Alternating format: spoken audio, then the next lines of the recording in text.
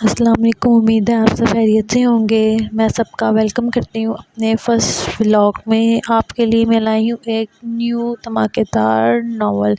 آج کل یہ بہت ٹرینڈنگ پہ بھی چل رہا ہے اور پرسنلی طور پر میں نے اس کو خود بھی پڑھا ہے۔ نمل بائی نمرہ احمد، بہت اچھا ہے یہ ناول۔ اگر آپ اس کو سنیں گے اور آپ کو بھی اچھا لگے گا، امید ہے کہ آپ کو اچھا لگے گا۔ چلیں اب میں آپ کو بنا انتظار کیے پڑھ کے سناتی ہوں۔ آپ کا وقت ضائع کیے بغیر اس ناول کو پڑھنا شروع کرتے ہیں۔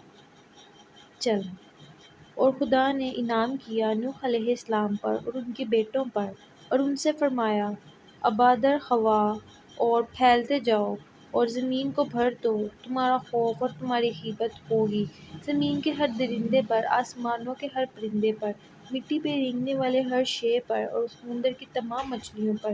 تمہارے ہاتھوں میں وہ پہنچائی جائیں گی، ہر زندہ محرک شے تمہاری غذا ہوگی۔ اور جیسے میں نے تمہیں عطا کی ہیں سرسبز پودے، ویسے ہی میں تمہیں ہر شے عطا کروں گا، مگر تم ماंس کو اس کی جان کے ساتھ نہیں کھاؤ گے، اور اس کی جان اس کا خون ہے، اور تمہاری جان کے خون کا میں حساب لوں گا۔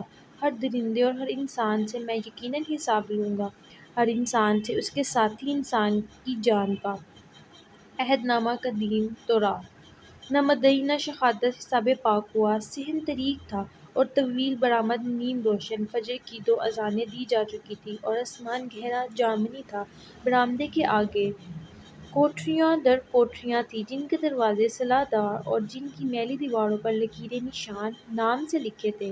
کچھ قیدی سو رہے تھے، کچھ جاگ رہے تھے۔ یہاں زندگی 2 انتہائیوں کے درمیان لٹکتی تھی، سیاہ دھاری سفید دھاری سے مکمل الگ ہو چکی۔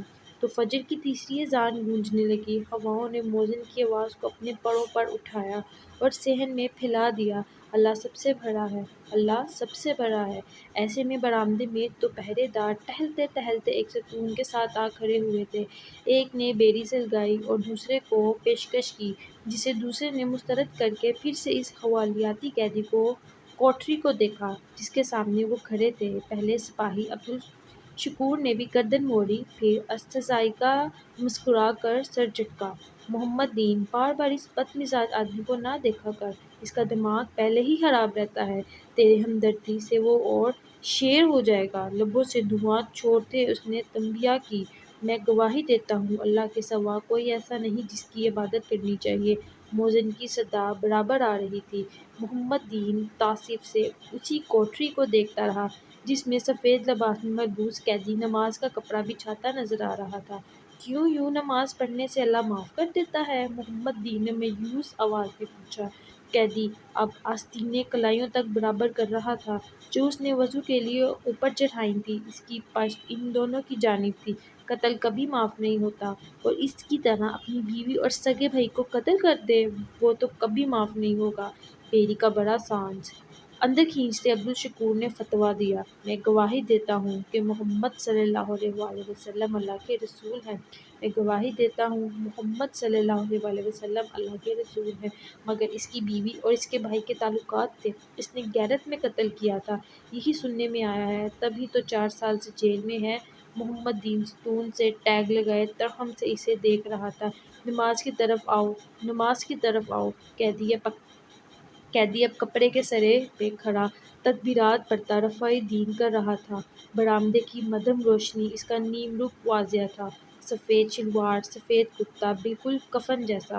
اب گردن جھکی تھی، ہاتھ سینے پہ تھا، قدرے لمبے بال 2 انچ کی پونی میں بندھے تھے۔ اس کا عمومی تاثر صاف ستھرے، اونچے مضبوط جسم اور خوبصورت نقوش والے مرد کا پڑتا تھا۔ فلاح کی طرف آؤ، فلاح کی طرف آؤ۔ اذان ہواؤں میں ترنم بھولتی سنائی دے رہی تھی۔ تو بیوی کو طلاق دے دیتا، بھائی سے تعلق توڑ لیتا، قتل کرنا ضروری تھا؟ وہ لوگ نماز توبہ کے لیے نہیں پڑھتے، ان کا رہائی چاہیے ہوتی ہے۔ تلخی سے کہہ کر اس نے ایک اور کش کھینچا، مگر ایک بات ماننے کی ہے، اس کے غصے کے علاوہ یہ بندہ برا نہیں تھا، تجھے پتہ ہے؟ اس کا انٹیلی جینس میں اونچا عہدہ تھا۔ اچھا، خوبصورت جوان تھا، مگر بیوی ایسی نکلی کہ زندگی برباد ہو گئی۔ فارس غازی کی اندر فارس غازی اب رکوع میں جھک رہا تھا۔ نماز نیند سے بہتر ہے، نماز نیند سے بہتر ہے۔ فضا میں تیری آواز ملائمت سے ستونوں سے ٹکرا رہی تھی۔ ہاں تو اپنا کیا سامنے آتا ہے، اب یہ بچے کا تھوڑی لاپرواہی دستہزا سے سر چٹک کر عبدالشکور جانے کو پلٹا۔ تبھی محمد دین کسی سحر کے زیر اثر بولا، مگر وہ کہہ رہا تھا یہ رہا ہو جائے گا۔ عبدالشکور نے حیرت سے رک کر اپنے ساتھی کو دیکھا۔ یہ فارس غازی رہا ہو جائے گا، یہ کس نے کہا؟ وہی وہ لمبا خوبصورت گھنگریالے بالوں والا لڑکا جو اسے ملنے ہر ہفتے آتا ہے۔ محمد دین کی نگاہیں ہنوار اس پہ مرکوز تھیں۔ فارس غازی اب سجدے میں سر رکھے ہوئے تھا۔ وہ اس کا بھانجا، کیا نام ہے اس کا، اس کے لگنے سے کیا ہوتا ہے؟ اس کی بات ہمیشہ سچ ہو جاتی ہے۔ پہلے اس نے کہا تھا ہفتہ وار پیشی ہوا کرے گی، ایسا ہی ہوا۔ پھر اس روز وہ کہہ کر گیا اس ہفتے یہ رہا ہو جائے گا۔ نہ تو اس کا بھانجا یہ سب تجھے کیوں بتا رہا ہے؟ عبدالشکور بیری لبوں سے ہٹائے مشکوک نظروں سے محمد دین کو دیکھ رہا تھا۔ ابے مجھے کہاں اس کو بتا رہا تھا، میں نے تو یوں ہی سن لیا۔ اللہ سب سے بڑا ہے، اللہ سب سے بڑا ہے۔ اس کے ہاتھوں کی حرکت سست ہوئی، بھوری آنکھوں میں سایہ سا لہرایا۔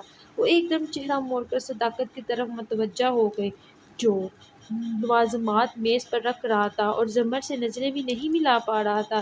بڑے ابا ابھی اخبار کو ہی دیکھ رہے تھے۔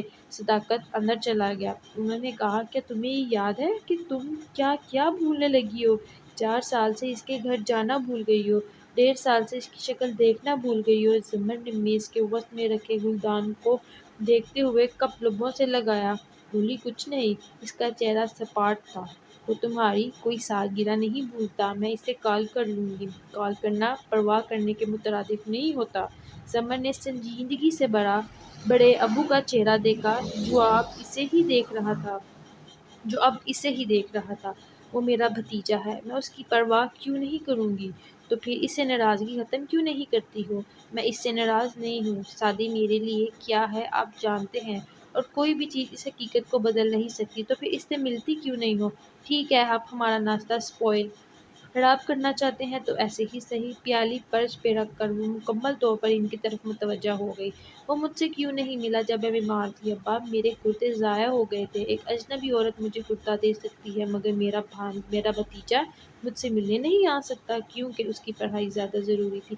ابا وہ میرا بیٹا تھا، میرا بھائی تھا، میرا سب سے اچھا دوست تھا، مگر وہ میرے پاس نہیں تھا جب میں اس کی ضرورت تھی۔ وہ انگلینڈ چلا گیا اور وہاں سے مجھے کال کر لیتا، پر کال کرنا پرواہ کرنے کے مترادف تو نہیں ہوتا۔ تم اس کی یہ بات درگزر کر دیتی، اگر اس نے یہ نہ کیا ہوتا تو فارس بے گناہ ہے۔ اور زمر رک گئی، اس کے تاثرات بدلے، آنکھوں میں گہرا کرب، تکلیف، غصہ بھرا۔ فارس غازی کیا نام میرے سامنے مت لیا کریں، اس شخص نے میرے ساتھ کیا کیا کیا آپ بھول گئے ہیں؟ تو میں یاد کروا دیتی ہوں۔ اس کا جیسے ناشتہ حرام ہو چکا تھا۔ لبوں کا نیپکن سے تھپتھپاتا کر بال کان کے پیچھے اڑ سے اور ان کی آنکھوں میں دیکھ کر سپاٹ لہجے میں بولی، وہ آپ کی بہو کا بھائی، اس نے 4 سال پہلے میری زندگی برباد کر دی تھی۔ اس نے اپنی بیوی اور مجھے ایک جگہ بلا کر ہم دونوں کو شوٹ کر دیا تاکہ ہم اصل ٹارگٹ سمجھی جاؤں۔ ان 3 گولیوں نے مجھے کمر میں لگی تھی۔ اس شخص نے میری پشت پہ ہی تو حملہ کیا تھا، میرے صرف گردے نہیں چھینے، ہر چیز چھینی۔ اور شادی اس نے تب بھی کہا تھا، اب بھی کہے گا کہ اس کا ماموں بے گناہ ہے۔ گریٹ! دونوں ہاتھ اٹھا کر اس نے جیسے کسی نادیدہ ہستی کو شاباش دی۔ اس کا رنگ نچر چکا تھا اور شدید ڈسٹرب نظر آ رہی تھی۔ اس نے شادی کے بڑے ماموں اور اپنی بیوی کو مارا، اور یہ ان کا اپنا معاملہ ہے، مگر اس نے مجھے بھی مارنا چاہا تھا۔ اور یہ میرا معاملہ ہے، مگر اب اس کے باوجود میں فارس غازی کے کیس کو فالو نہیں کرتی۔ میں خود کو 1.5 سال سے اس کیس سے الگ کر چکی ہوں، اپنا بیان بھی واپس لے چکی ہوں، کیونکہ جب اس واقعے کا ذکر کیا جاتا ہے مجھے نئے سرے سے تکلیف ہوتی ہے۔ پلیز مجھے کم سے کم ناشتے کی میز پہ تکلیف مت دیا کریں۔ بہت دکھ سے کہتے ہوئے اپنی چیزیں سمیٹی وہ اٹھ کھڑی ہوئی۔ بڑے ابا نے خاموش تعصب سے اسے جاتے دیکھا، پھر اس کی آدھی چائے کی پیالی کو ہر شادی سے شروع ہو کر فارس پہ ختم ہونے والی گفتگو کے نتیجے میں چائے، ناشتے اور کھانے یوں ہی ادھورے رہ جاتے تھے۔ پھر حشر کے سماع ہوئے ہیں۔ فجر کو قضا ہوئے کئی ساعتیں بیت چکی تھیں اور سورج ابھی تک ٹھنڈا تھا۔ شہر کے مضافات میں ایک پوش علاقے میں زندگی اتنی صبح بھی یوں بیدار اور چاق و چوبند تھی جیسے کبھی سوئی نہ ہو۔ ایک بلند اور عالیشان محل نما گھر تھا۔ باہر سیکورٹی چیک پوائنٹ، مسلح گارڈ، کرنٹ سے لیبریز تاریں تھیں۔ اندر عمارات سبزہ زار، درمیان میں کھڑکی تھی اور آگے پیچھے اونچی نیچی پہاڑیوں کی مانند لان کہیں نشیب میں جاتا، کہیں اوپر اٹھ جاتا۔ لان میں باوری ملازم چوکسی سے کام بٹا رہے تھے، کسی بڑے یونٹ سے پہلے ہونے والی پلاننگ۔ ایک سنہرے باب کٹ والی لڑکی جو دوحیار رنگت اور دلکش نقوش کی مالک تھی، ہاتھ سے مختلف جگہوں پر اشارہ کرتی یونٹ آرگنائزر کو ہدایت دے رہی تھی۔ جیسے آرگنائزر مستعدی سے سر ہلاتا، ڈائری پہ نوٹ کرتا جا رہا تھا۔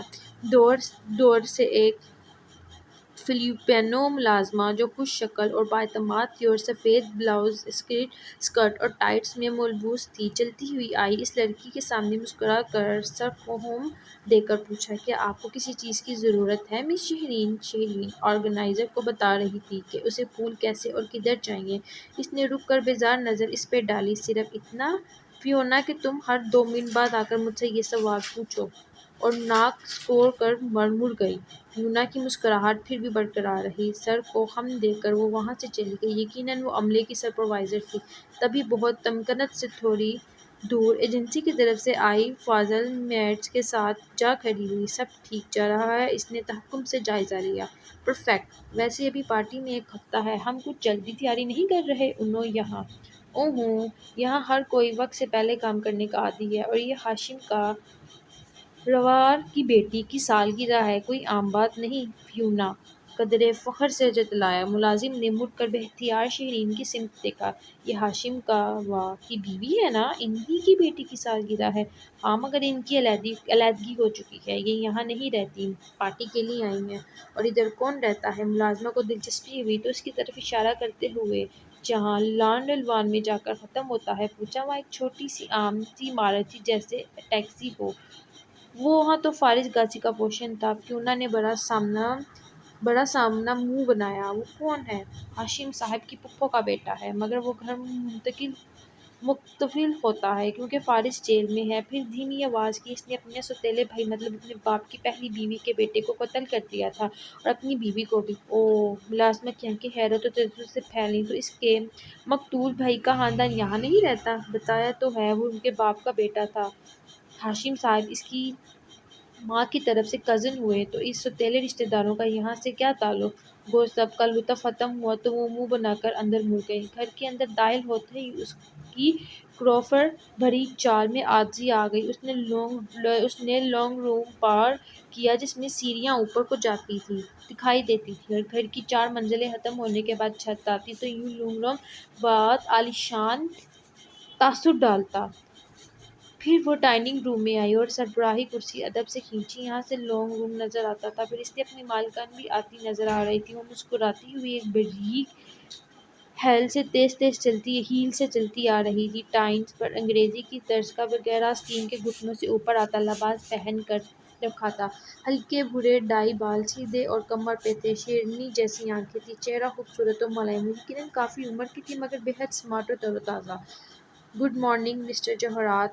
"مارننگ"۔ مسکرا کر جواب دیتی ہوئے وہ سربراہی کرسی پر ملکہ کی شان سے بیٹھی، نیپکن گود میں بچھایا اور بادب کھڑی فیونا کو شیریں لہجے میں مخاطب کیا۔ "میرے بیٹے کدھر ہیں؟" "ہاشم تیار ہو رہے ہیں اور نوشیرہ ابھی نہیں اٹھے"۔ جوہرات نے جواب دیے بنا پلیٹ اپنے قریب کی۔ "میم، آپ کی فلیٹرمین کی اپائنٹمنٹ آج شام کی ہے، آپ نے ریمائنڈ کروانے کو کہا تھا، اور میں نے یہ بھی کہا تھا کہ ایسی باتیں آواز مدھم رکھ کر کیا کرو"۔ اسی شیریں مسکراہٹ سے اس نے فیونا کو دیکھ کر کہا، "اپنا میک اپ کم کرو، مجھے اسٹاف کی بے نظمی بالکل پسند نہیں ہے"۔ "Sorry ma'am". فیونا کی مسکراہٹ عروج ہوئی۔ اس نے جلدی سے رومال سے لپ اسٹک رگڑی اور جوہرات اب ناشتے پلیٹ میں نکال رہی تھی۔ سیڑھیوں کے اوپر پہلے کمرے کا دروازہ بند تھا۔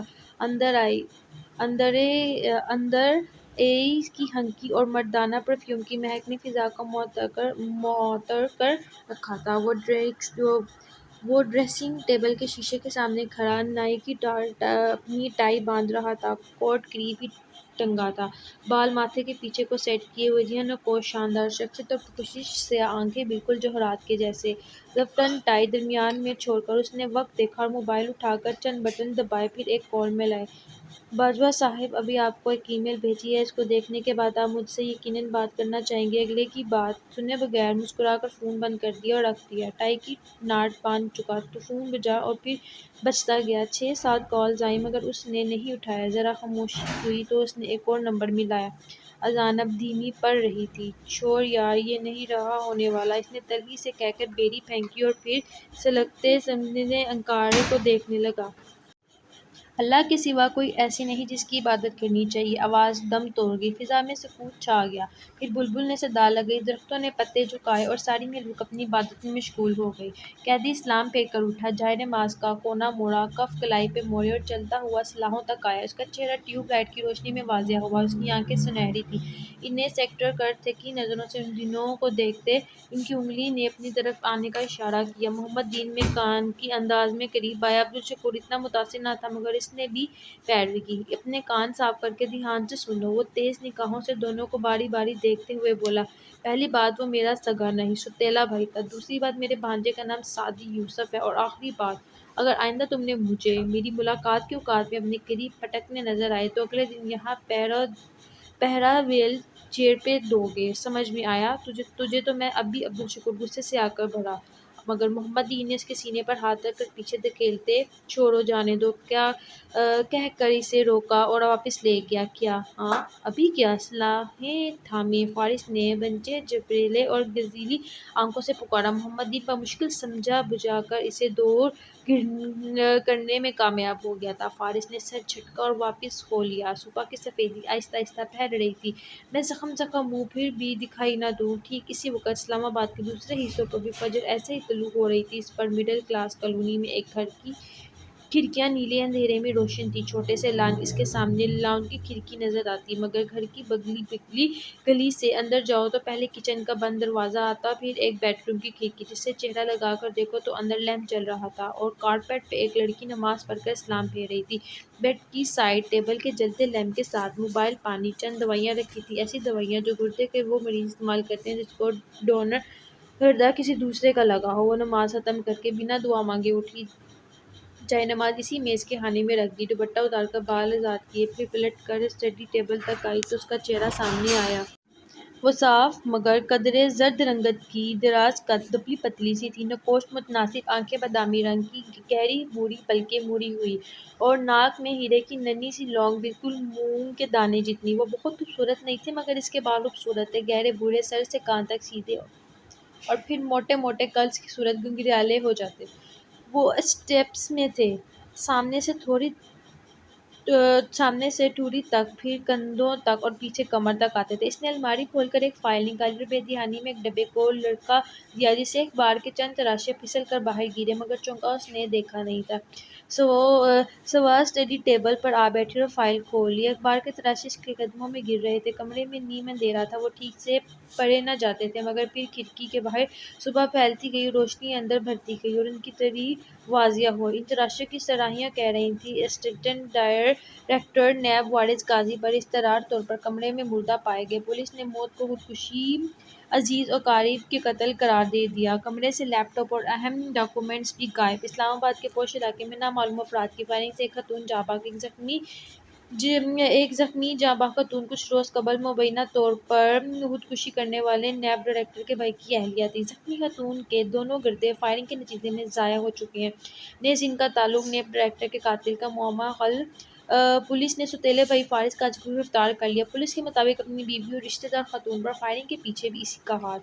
وہ دو خاتونیں تیزی سے وہ کاغذ سمیٹے اور ان کو ڈبے میں ڈالتے ہوئے الماری میں بند کیے، پھر سیدھی ہو کر کھڑی ہوئی۔ وہ تیار ہو چکی تھی، اب گیلے گنگریالے بال برش کر رہی تھی۔ فجر میں بیتے کافی دیر ہو چکی تھی اور باہر ہر طرف سنہری روشنی تھی۔ اس کی کھڑکی کے باہر پتلی گلی میں واپس چلتے جاؤ تو اب کچن کا دروازہ کھلا تو جالی سے باتیں کرنے کی آوازیں اور ناشتے کی خوشبو آ رہی تھی۔ ملازم لڑکا کھڑا چائے دم پہ رکھ رہا تھا، ساتھ ایک ہٹی کٹی اس کے طبقے کی عورت کھڑی تھی، وے صداقت ماں کا سارا پیغام سمجھ میں آ گیا نا، اب میں تسلی سے گڑائیں چلی جاؤں؟ وہ جیسے کوئی لمبی چوڑی بات سمیٹ رہی تھی۔ لڑکے نے ہاں نا چاچی کہتے تشبیہ کرائی۔ چاچی نے جیسے فراغت سے ادھر ادھر دیکھا، یہ تو اپنی باجی کا ناشتہ بنا رہا ہے، اس نے مالکن کی بابت استغفار کیا۔ ہاں اور صاحب کا بھی، باجی کے ابو، دو لوگ ہی تو ہیں گھر میں، نہ تو تیری باجی کی شادی وادی نہیں ہوئی؟ صاحب نے بوقت پہلے انڈا توڑنے ہوئے بہت بہت کھینچا۔ باجی کی منگنی کی تھی، شادی بھی ہونے والی تھی، مگر پھر بازار میں فائرنگ ہوئی اور باجی کو بھی گولی لگی، بس دونوں گردے ضائع ہو گئے۔ کسی انگریز عورت نے گردہ تو دے دیا، الگ بھی کیا، پر منگنی ٹوٹ گئی، پھر باجی نے شادی نہیں کی بیچاری۔ 27-28 کی تو ہوگی، ارے 33-34 سے کم نہیں ہے، باجی لگتی چھوٹی ہے۔ صداقت نے فوہر سے کہتے ہوئے انڈا تیل پہ ڈالا، شٹر شٹر کی آواز آئی اور تیل میں بلبلے بننے لگے۔ تجھے کیسے پتہ اس کی عمر؟ چاچی نے مشکوک نظروں سے لڑکے کو دیکھا۔ عمر کا نہیں، سالگرہ کا تو پتہ چل جاتا ہے، وہ ہر سالگرہ پر سعدی بھائی کا کارڈ اور پھول جو لے آتے ہیں۔ سعدی بھائی کون؟ لے تجھے سعدی بھائی کا نہیں پتہ؟ صداقت نے انڈا پلٹے ملامتی نظروں سے چاچی کو دیکھا۔ باجی کا بھتیجا، میرے صاحب کا پوتا، دیکھ ایسے ہوتے ہیں بھتیجے، تو گڑائیں آتا ہے تو مجال نہیں کہ چاچی کو شکل بھی دکھا دے۔ ساتھ ہی لڑکے کے پشت پہ دھمو کا جرا وہ بلبلا کر رہ گیا، اس لیے تو باجی اپنے بھتیجے سے بڑا پیار کرتی ہوگی۔ کہاں؟ برا منہ بنائے صداقت نے اسے انداز میں کہا، وہ تو سعدی بھائی سے بات بھی نہیں کرتی، ملتی بھی نہیں ہے، تب گھر آتے ہیں جب وہ نہیں ہوتی، اس سے ناراض ہیں۔ آئے ہائے، کیوں پرانی ناراضگی ہے؟ باجی کو جو گولی لگی تھی وہ سعدی بھائی کے ماموں نے ماری تھی، بس تب سے ان کے تعلقات اچھے نہیں ہیں، دو سر جھکائے کام کرتے، تبصرہ کیے جا رہا تھا۔ چاچی نے پر سوچ ہنکارا بھرا، تو اسی لیے باجی کے بھائی کا خاندان ان کے ساتھ نہیں رہتا؟ او نہیں چاچی، وہ تو ہمیشہ سے ہی الگ رہتے ہیں، پھر خاندان میں اور بھی تو ہوں گے کوئی؟ باجی کے ایک ہی بھائی تھے، سعدی کے ابو عرصہ ہوا فوت ہو چکے ہیں، ان کی وفات سے بھی سالوں پہلے انہوں نے گھر الگ کر لیا تھا۔ ان کی بیوی اپنی ساس مطلب باجی کی مرحومہ امی سے نہیں بنتی تھی، پھر بھی باجی بڑا خیال کیا کرتی تھی اپنے بھتیجوں کا۔ سعدی بھائی لوگ 3 بہن بھائی ہیں، یہ تو سب اب کچھ سالوں سے ان کی بول چال۔ صداقت اگر آپ ہمارے شجرِ نسب پر روشنی ڈال چکی ہوں تو ناشتہ ٹیبل پہ لگا دو۔ صداقت کے ہاتھ سے چمٹا گرتے گرتے بچا، چچی بھتیجا گھبرا کر پلٹے، وہ کوٹ بازو پر ڈالے دوسرے ہاتھ میں پرس لیے چوکھٹ پہ کھڑی تھی، اور یہ فقرہ اس نے بنا کسی غصے یا طنز کے ساتھ بہت سادگی اور نرمی سے ادا کیا تھا۔ لایا باجی، بس وہ جیسے کرنٹ کھا کر ایک دم تیز تیز کام کرنے لگا۔ چاچی نے بہت خفیف سا سلام کیا، وہ اسی نرمی مگر سنجیدگی سے جواب دے کر راہداری میں آگے چلتی گئی، اور ہیل کی فرش سے ٹکراتی آواز گونجتی گئی۔ راہداری کے سامنے بڑا سلونگ روم تھا، اس کا آدھا حصہ صوفوں سے آراستہ ٹی وی لاؤنج تھا، باقی نصف میں ڈائننگ ٹیبل بچھی تھی۔ سربراہی کرسی کی جگہ پہ ایک معمر صاحب وہیل چیئر پہ بیٹھے، اینک ناک پہ جمائے اخبار دیکھ رہے تھے۔ وہ دائیں ہاتھ کی پہلی کرسی پہ آ بیٹھی، جیسے چیزیں ایک طرف رکھی، پلیٹ اٹھائی، کانٹا اس میں رکھا۔ آج گھر کب آؤ گی؟ جلدی آنے کی کوشش کروں گی، وہ بہت ٹھہرے ہوئے نرم انداز میں بولتی تھی۔ اس کے فقرے ایک روانی میں لبوں سے ادا ہوتے تھے، اور وہ ہمیشہ بات ختم کر کے سانس لیا کرتی تھی، اس کے باوجود ہر لفظ واضح اور کلیئر ہوتا تھا۔ زمر، انہوں نے پکارا۔ زمر نے جواب میں صرف کہا۔ کل کی تاریخ یاد ہے؟ کیا تھا؟ کوئی کرکٹ میچ تھا، زمر نے اطمینان سے پوچھتے ہوئے نیپکن گود میں بچھائے۔ شادی کی سالگرہ تھی، وہ 25 سال کا ہو گیا ہے۔ ہاورڈ، کام ہو گیا؟ اس لڑکی جو بھی نام ہے اس کا، اس کو غائب ہونے کا کہہ دو، اب وہ باجوہ سے نہیں ملے گی، اور دوپہر تک میری سیکرٹری اس کی پیمنٹ کلیئر کر دے گی۔ کال کاٹی ہی تھی کہ پھر سے باجوہ صاحب کی کال آنے لگی۔ اس نے مسکرا کریز کیا اور آئینے میں دیکھتے ہوئے خود پر پرفیوم چھڑکتے ہوئے بولا، کیسا لگا میرا تحفہ؟ اگر تم نہیں چاہتے کہ میں یہ تمہاری بیٹیوں کی رائے لوں تو آج کورٹ کے اجلاس میں تم میری اقرار کے حق میں ووٹ دو گے، ورنہ میں کتنا بے رحم ہوں تم جانتے ہو۔ دوسرے کا غصہ احتجاج اور خواص کچھ بھی سنے بغیر اس نے فون رکھ دیا، خود پہ 2-3 اسپرے مزید کیے، کف لنگ لگائے اور کوٹ پہنے اور باہر نکلا۔ راہداری میں موجود باوردی ملازم نے فوراً اندر جا کر اس کے بریف کیس اٹھا لیا۔ وہ سیڑھیاں اتر کر نیچے آیا تو جواہرات جوس گھونٹ گھونٹ پیتے اسے دیکھ رہی تھی۔ اس نے قریب آ کر اس کا ماتھا چوما، پھر وہیں ہاتھ کی کرسی کھینچتے ہوئے بیٹھا۔ میرا خیال تھا مسز کاردا اب آپ تک آفس آ چکی ہوں گی۔ ساتھ ہی ہاشم نے آبرو سے فیونا کو جانے کا اشارہ کیا، وہ فوراً غائب ہو گئی۔ تمہارا ایکس وائف صبح سویرے آ گئی تو میں کیسے جاتی؟ شیریں کیوں آئی ہے؟ ہاشم نے تو اس پہ اسپرٹ لگاتے ہوئے غیر دلچسپی سے پوچھا۔ جواہرات نے نزاکت سے شانیوج کا ہے۔ سونیا کی سالگرہ ہم نے اسے گھر نہیں کی تو وہ ہفتہ پہلے تیاری شروع کرنے کے لیے انتقام لے رہی ہے، سونیا کا ساتھ لائی ہے۔ جوہرات نے نفی میں گردن ہلائی۔ اینی ویزباجوہ کا ووٹ میرے پاس ہے، یوں آج عبدالصمد کو ہم ووٹ آؤٹ کر دیں گے۔ جوہرات کھلے دل سے مسکرائی۔ یہ تم نے کیسے کیا؟ ہاشم مسکراتے ہوئے شائع چکا کر بولا، ہاشم سب سنبھال سکتا ہے سوائے اس گھر کے سٹاف کے، مطلب کوئی کام کا بندہ ہے یہاں؟ کبھی کوئی میری کار مار دیتا ہے، کبھی میرا کوئی سوٹ برباد کر دیتا ہے، حد ہو گئی۔ آواز پہ دونوں نے اس طرف دیکھا۔ ٹراؤزر شرٹ میں نوشیرہ بستر سے اٹھ کر آیا تھا، بہت بگڑے موڈ میں آیا تھا۔ اور اب کیا ہوا ہے؟ ہاشم نے چھری کانٹے سے توڑتے ہوئے مسکرا کر اس کو دیکھا۔ میرا سوٹ برباد کر دیا اس جاہل ریاض نے، آپ اس کی پے سلپ اس کے حوالے کر دیں ممی، میں اسے فارغ کر دیا ہے۔ سیب اٹھا کر اس نے دانت کاٹتے ہوئے وہ ہفا ہفا سا بولا۔ وہ 24-25 سال کا خوش شکل نوجوان تھا، ہاشم جتنا نہیں مگر اچھا تھا۔ فرنچ کٹ اور بالوں کی الجھی بکھری سپامکس آنکھوں میں بیزاری اور لاپرواہی۔ جوہرات نے ناپسندگی سے اس کی بات سنی۔ تم کب بڑے ہو گئے؟ جب ہاشم تمہاری عمر کا تھا وہ اتنا چھوٹا ہرگز نہیں تھا۔ ہاشم نے ماں کے ہاتھ پہ ہاتھ رکھا اور نرمی سے ٹوکا۔ میں سمجھا دوں گا نا۔ پھر نوشیرہ کی طرف متوجہ ہوا، آج تمہیں آفس نظر آنا چاہیے۔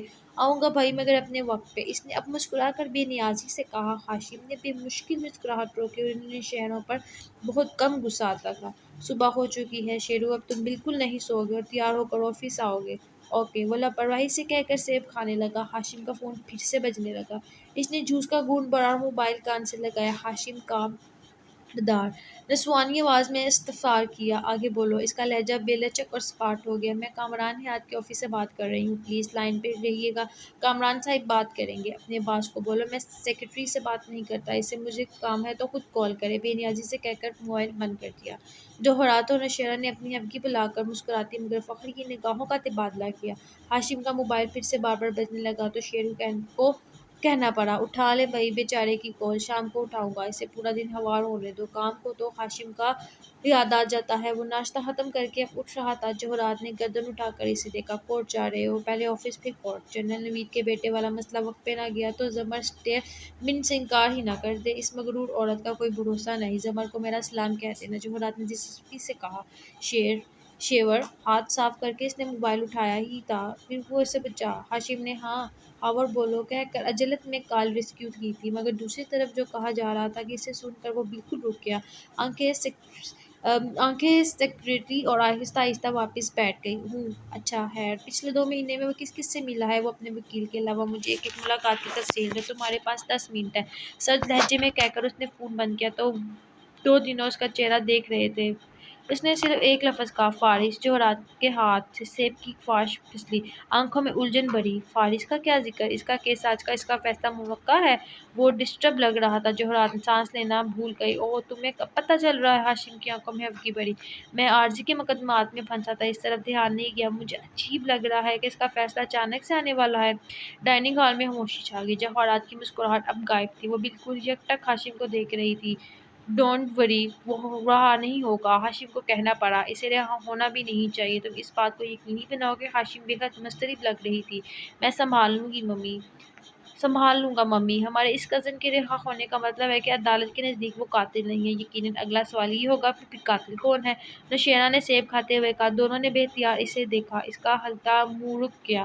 یوں ہی کہہ رہا تھا، اس نے کندھے اچکائے۔ یہ بات میں دوبارہ تمہارے منہ سے نہ سنوں شیرو۔ جوہرات نے بامشکل غصہ ضبط کیا، پھر ہاشم کو دیکھا جیسے خود ہی وہی سوال پوچھ رہی ہو۔